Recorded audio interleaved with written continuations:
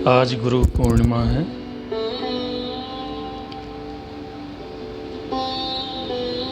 गुरु पूर्णिमा आषाढ़ की पूर्णिमा में मनाई जाती है।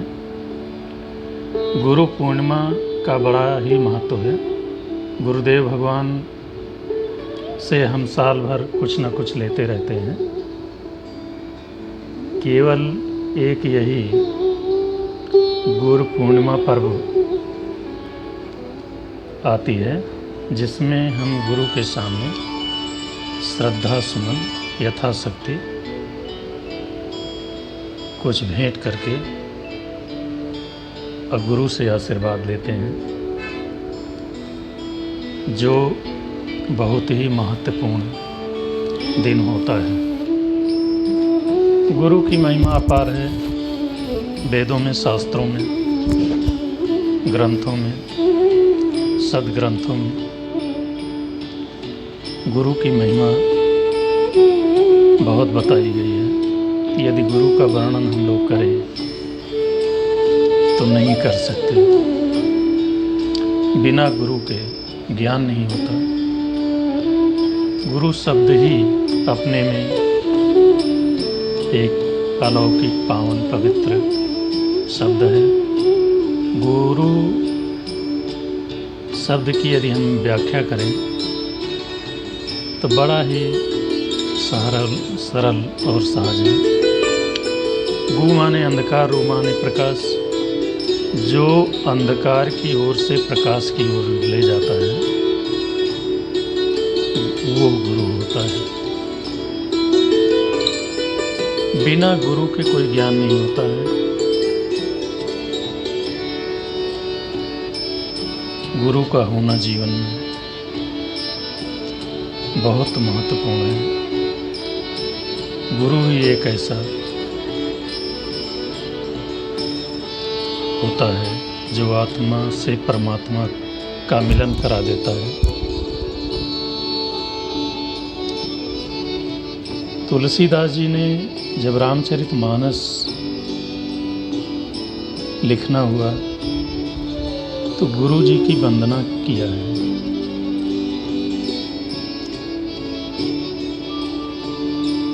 उसमें लिखा है, बंदहु गुर पद कंज, कृपा सिंधु नर रूप हरि, महामोह तम पुंज, जासु बचन रवि कर निकर। बंदहु गुर पद पदुम परागा, सुरिच सुबास सरस अनुरागा। अमीय मूरि मय चूरन चारु, समन सकल भवरुज परिवारु। सुकृत संभुतन विमल विभूति, मंजुल मंगल मोद प्रसूति। जनमन मंज मुकुर मल हरणी, किए तिलक गुणगन बस करनी। श्री गुर पद नख मणिगन ज्योति, सुमिरत दिव्य दृष्ट ही होती। दलन मोह तम सोस प्रकाशु, बड़े भाग उरयाम ही जासु। उघरई बिमल बिलोचन ही के, मिटहि दोष दुख भव रजनी के। सूझहि रामचरित मन मानिक, गुप्त प्रगट जहाँ जो जहि खानिक। जथा सुअंजन अंज दृग, साधक सिद्ध सुजान। कौतुक देखत शैलवन, भूतल भूरि निधन। गुरुपद रज मृदु, मंजुल अंजन। नयन अमी दृग दोष विभंजन।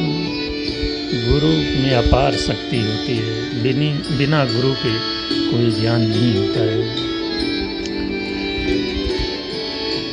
एक बार की बात है, इस कथा के माध्यम से सुने। एक भक्त देखा कि भगवान और गुरु दोनों साथ साथ सामने आ रहे हैं, तो हम पहले किसका जो है वंदना करें, किसका चरण जो है पहले पकड़ें। तो वो सोचा कि पहले भगवान का चरण पकड़ो, भगवान के पास गया तो भगवान ने कहा नहीं, पहले जाके गुरु का चरण पकड़ो।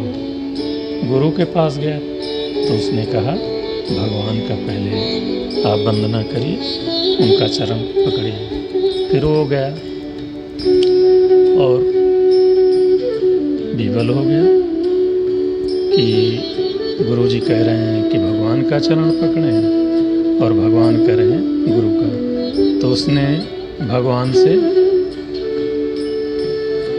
प्रार्थना की कि प्रभु बताइए पहले किसका चरण हम छुए।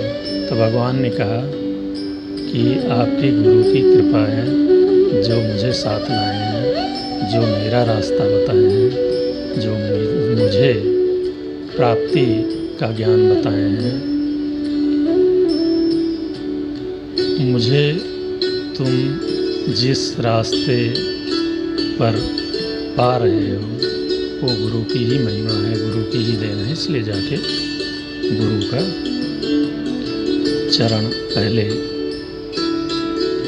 वंदना करिए, पूजिए।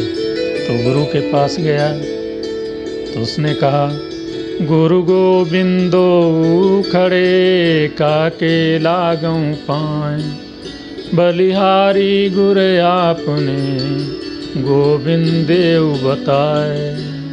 ये कहते हुए पहले गुरु का चरण उसने छुआ, गुरु को की वंदना की, फिर भगवान की वंदना उसने किया। गुरु तो निर्मल मति देता है, गुरु तो अगाध श्रद्धा रखता है अपने शिष्य से। गुरु के पास जो कुछ होता है सब कुछ देता है।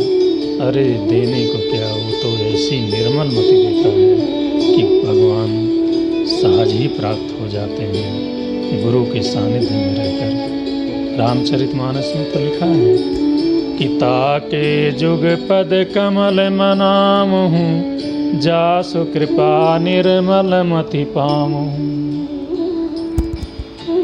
गुरु निर्मल मति देता है, भगवान से मिलने का सही रास्ता देता है। इसीलिए तो कहा गया है, प्रार्थना की गई है और बताया भी गया है कि गुरु ही ब्रह्मा है, गुरु ही विष्णु है, गुरु ही साक्षात सभी